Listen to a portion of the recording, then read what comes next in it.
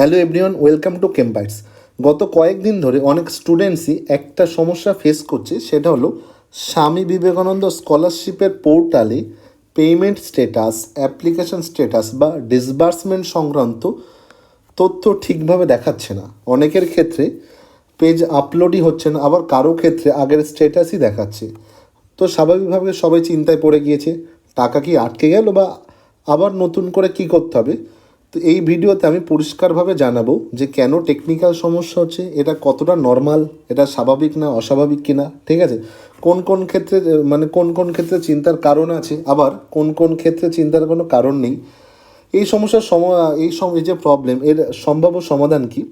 তো যদি পুরোটা শুনতে চাও তো ভিডিওটা অবশ্যই শেষ পর্যন্ত দেখো, কারণ মাঝপথে যদি ভিডিও ছেড়ে দাও তাহলে তোমার কিন্তু ইম্পর্টেন্ট ইনফরমেশন মিস হয়ে যাবে। চলো তাহলে শুরু করা যাক। ওকে, তো সবার প্রথমে মেইন ব্যাপার যেটা, প্রথমে কিন্তু এটাই দেখাচ্ছিল যে অ্যাপ্লিকেশান স্যাংশনড বা স্কলারশিপ এমন ডিসবার্সড। এখন কিন্তু অনেক রকমই দেখাচ্ছে যে নট অ্যাপ্লাইড ইয়েট, ঠিক আছে। তাহলে ছাত্রছাত্রীদের মনে এটাই প্রশ্ন আসছে যে তাহলে কি আমরা কি টাকা পাবো না, আমাদের কি ফর্ম কি বাতিল হয়ে গেছে। এটা এটা নিয়ে না অনেক প্যানিকও চলছে, বাট আমি প্রথমেই বলি এটা কিন্তু কোনো তোমার হচ্ছে পার্মানেন্ট কোনো প্রবলেমই নেই, এটা একটা টেম্পোরারি প্রবলেম। এটা কিন্তু খুব শীঘ্রই আর কি তোমার সলভ হয়ে যাবে। মেন ব্যাপার যেটা, শোনো ভালো করে সবাই, নট ইয়েট অ্যাপ্লাইড বা পোর্টালে এন্ট্রি কেন হচ্ছে না। দেখো, বিকাশ ভবনে যে পোর্টাল থাকে সেখানে দেখো টেকনিক্যাল বাগ বলে একটা জিনিস হয়, যেটা কেন হয় বলি, ঠিক আছে। পোর্টালের মেইনটেনেন্স যখন করা হয় বা ফান্ড যখন রিলিজ করা হয়, তখন কিন্তু দেখবে সার্ভারে অতিরিক্ত প্রেশারের ফলে এই টাইপসের ত্রুটি হয়, ঠিক আছে। এই জন্য দেখো বিকাশ ভবনের পোর্টালে যেমন আর ঠিক থাকা তেমন ঠিকই আছে, বাট আমরা যখন দেখছি তখন কিন্তু মোটামুটি এই ব্যাপারটা দেখাচ্ছে আর কি, ঠিক আছে, এররটা চলে আসছে। তো দেখো, এটা হচ্ছে অটোমেটেড রিভার্সেবল হয়, ঠিক আছে। এটা হচ্ছে তোমার মেন ব্যাপার যেটা, সেটা 2024-2025 শিক্ষাবর্ষ একই প্রবলেম হয়েছিল, যেটা হচ্ছে তোমার 2 থেকে 3 দিনের ভিতরে অটোমেটিক্যালি সলভ হয়েছিল। তো এটা কি হয়, তোমার বিকাশ ভবনের পোর্টাল যখন আপডেট করা হয় তখন কিন্তু টেকনিক্যাল বাগটা চলে আসে, এটা মোটামুটি কিছু ওই ফান্ড ছাড়ার মুহূর্তে আর কি থাকে, তারপর কিন্তু অটোমেটিক্যালি ঠিক হয়ে যায়। এবার তোমাদের কি করা উচিত এই প্রবলেমের জন্য, অনেকে যেহেতু প্যানিক নিচ্ছে, দেখো প্রথম স্টেপ যেটা আমি বারবারই বলছি, সে হচ্ছে স্ট্যাটাস দেখার পরে 48 থেকে 72 ঘন্টা অবধি না একটু ওয়েট করো, ঠিক আছে। তা বেশিরভাগ ক্ষেত্রে দেখবে তোমার ওই যেটা লেখা ছিল তোমাদের আর কি পোর্টালে, যে তোমার ফান্ড স্যাংশনড হয়েছে বা ডিসবার্সড হয়েছে, সেটা কিন্তু আবার ফিরে আসবে। আর যদি দেখো 72 আওয়ার্সের পরেও, অপেক্ষা করার পরেও যদি তোমার ফান্ড যদি স্টেটাস যদি ঠিক না হয়, ঠিক আছে, যে ফান্ড ডিসবার্সড বা তোমার হচ্ছে স্যাংশন এরকম যদি লেখা না আসে, তখন কি করা উচিত, সবার প্রথমে যেটা দেখা উচিত সেটা তোমার হচ্ছে ব্যাঙ্ক অ্যাকাউন্ট ভেরিফাই করা উচিত। দেখো অনেক ক্ষেত্রে কি হয়, মাইনার অ্যাকাউন্ট হলে দেখবে 18 বছরের নিচে তোমার যারা অ্যাকাউন্ট খোলে আর কি, ঠিক আছে, তাদের ক্ষেত্রে সমস্যাটা হয়, টাকার একটা লিমিট থেকে থাকে। আবার অনেক সময় দেখবে তোমার অনেকের অ্যাকাউন্টে না বড় অঙ্কের টাকা, 12,000 টাকার বেশি কিন্তু এন্ট্রি বা আর কি আসে না। সেক্ষেত্রে কি হয়, পেমেন্ট বাউন্স হয়ে যায়। তো সবার আগে আমাদের যেটা দরকার, আমাদের এন্ডে যেটা আছে সেটাই আমরা করবো। কারণ দেখো, তুমি তো টেকনিক্যাল বাগ ঠিক করতে পারবো না, তো আমাদের এন্ডে যেটা করা উচিত সেটাই করবো।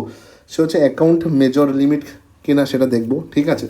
তোমার যদি মোটামুটি লিমিট ছাড়া দাও 10,000 বা 5,000 টাকা ছাড়া যদি বেশি টাকা অ্যামাউন্ট আর কি এন্ট্রি করতে পারে, 20-30 হাজার টাকা, সেটা ব্যাংকের সাথে গেলে অবশ্যই কথা বলা যাবে। যদি বড় অ্যামাউন্ট অনায়াসে এন্ট্রি করতে হবে সেটা দেখতে হবে।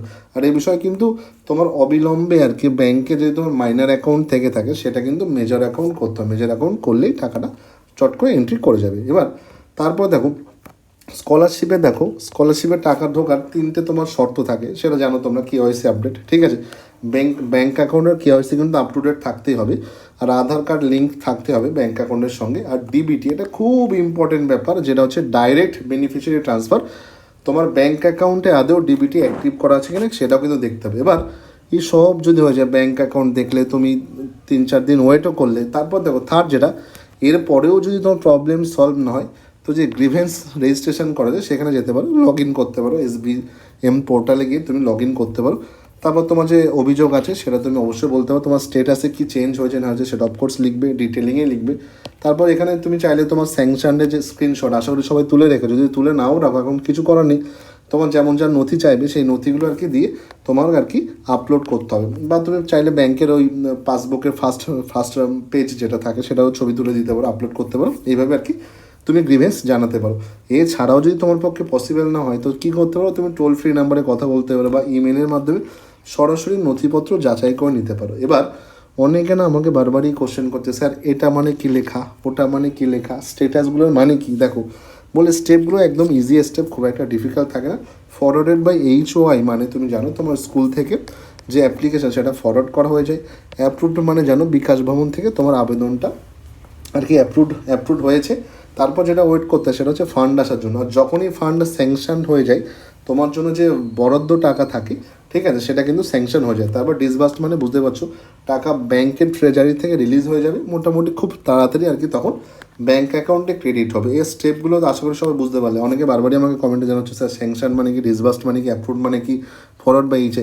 আর তুমি যদি এই অবধি ভিডিওটা দেখে থাকো না, তুমি তাহলে সিরিয়াস আছো তোমার স্কলারশিপের অ্যামাউন্ট নিয়ে, ঠিক আছে। আমি জানি স্কলারশিপের অ্যামাউন্ট অনেকের ক্ষেত্রে অনেক, মানে পড়াশোনার খরচ থেকে শুরু করে অনেক ক্ষেত্রে কিন্তু ইম্পর্ট্যান্ট লাগে। তো তুমি যদি দেখে থাকো ভিডিওটা এই অবধি, আমাকে অবশ্যই কমেন্ট সেকশনে জানাবে তোমার আদৌ অ্যামাউন্টটা ক্রেডিট হয়েছে কি না, ঠিক আছে। এছাড়া তোমার স্ট্যাটাস কী আছে আমাকে অবশ্যই কমেন্ট সেকশনে জানাবে, তাহলে আমরাও দেখবে ফিডব্যাক পেতে সুবিধা হবে, তাহলে আমরাও ঠিকঠাক প্রপার ইনফরমেশন দিতে সুবিধা হবে। ওকে, নেক্সট ব্যাপার যেটা সবাই বারবারই বলছে, স্যার টাকা কবে পাবো। দেখো স্টেটাস যদি অ্যাপ্রুভড বা স্যাংশন হয়ে যায় তাহলে ফান্ড রিলিজ, বুঝতেই পারছো প্রক্রিয়া শুরু হয়ে গেছে। এবার আগামী 1 থেকে 2 সপ্তাহের ভিতরে টাকা ক্রেডিট হয়ে যাবে। মোটামুটি এটা টার্গেট করা হচ্ছে যে জুলাইয়ের ফার্স্ট উইকের ভিতরে ম্যাক্সিমাম স্টুডেন্ট টাকা পেয়ে যাবে। আর যারা যারা অবশ্যই স্কলারশিপ পাবে, ঠিক আছে, যাদের প্রথম স্কলারশিপ অবশ্যই আমাকে জানাবে, ঠিক আছে, কমেন্ট সেকশনে জানাবে স্যার ফার্স্ট স্কলারশিপ, ঠিক আছে, টাকা ক্রেডিটেড হয়ে গেছে। এটা খুব এক্সাইটেড ব্যাপার, এটা জানি। এই জন্য তো যত বেশি এক্সাইটমেন্ট অত খুবই খুশির খবর না, আনন্দের খবর, এই জন্য তো প্যানিক হয়, আমি জানি। দেখো এটাই তো না ফ্যাক্ট, যত বেশি আনন্দ তত বেশি টেনশান হয়, ঠিক আছে। তো বারবারই বলবো, লাস্ট একটা কথাই বলবো, আমি একটা পরামর্শই দেবো, সে হচ্ছে দেখো প্যানিক হও না, বারবারই বলবো কোনো রকমভাবে প্যানিক করো না, ঠিক আছে। তুমি যদি নট অ্যাপ্লাই ডেট লেখা থাকে তো মোটামুটি এই তো 3-4 দিনেরই ব্যাপার বা 2-3 দিনের ব্যাপার, একটু ওয়েট করে যাও, ঠিক আছে। আর ব্যাঙ্ক অ্যাকাউন্ট কিন্তু রেডি রাখতে হবে। আমাদের এন্ড থেকে যেটা স্টেপস রাখা সেটা তো অবশ্যই করো। ব্যাংকের KYC, major status, DBT link সবই ভেরিফাই করে নাও, দরকার হলে কালই চলে যাও ব্যাংকে। আর জুলাইয়ের ফার্স্ট উইক অবধি অপেক্ষা করো, দেন আমি আবার অবশ্যই মানডে একটা ভিডিও বানাবো, আমাকে অবশ্যই জানাবে কার কার টাকা ক্রেডিট হয়েছে না হয়েছে। আর যার যার প্রবলেম তো অবশ্যই বলবে, ঠিক আছে, প্রবলেম থাকলে সলভ করার চেষ্টা করব, ঠিক আছে। আর সেই জন্য ভিডিও বানানো, আর কোনো ব্যাপার না, ঠিক আছে। এছাড়া দেখো আমি বারবারই বলছি, তোমার কি স্টেটাস আছে না আমাকে অবশ্যই জানাবে, নাহলে কিন্তু কখনো পসিবল হবে না। যাই হোক, সলিউশন প্রোভাইড করা পসিবল হয় না। যাই হোক, আশা করি আজকের ভিডিওটি তোমাদের সমস্ত বিভ্রান্তি অনেকটাই দূর করতে পেরেছে। যদি এখনও SBM-CM পোর্টালে একই সমস্যা দেখতে পাও তাহলে অযথা আতঙ্কিত না হয়ে কিছু সময় অপেক্ষা করো এবং নিয়মিত অফিসিয়াল পোর্টাল চেক করতে থাকো। বেশিরভাগ ক্ষেত্রেই এই ধরনের টেকনিক্যাল সমস্যা সার্ভারের দিক থেকে ঠিক হয়ে যায়। ভিডিওটি যদি ভালো লেগে থাকে এবং উপকারী বলে মনে হয় তাহলে অবশ্যই ভিডিওটা লাইক করে দিও, বন্ধুদের শেয়ার করে দিও, তারও সঠিক তথ্য জানতে পারবে, ঠিক আছে। আর মোটামুটি তুমি যদি WBJE নিট এবং ওয়েস্ট বেঙ্গলের গুরুত্বপূর্ণ এক্সাম সম্পর্কে জানতে চাও সবার আগে, তো অবশ্যই ক্যাম্পাস চ্যানেলটা সাবস্ক্রাইব করে পাশে থাকা বেল আইকনটি অন করে রাখো। সবাই ভালো থেকো, সুস্থ থেকো, আর অবশ্যই আমাকে জানাবে তোমার স্ট্যাটাস কি, অবশ্যই কমেন্ট করবে।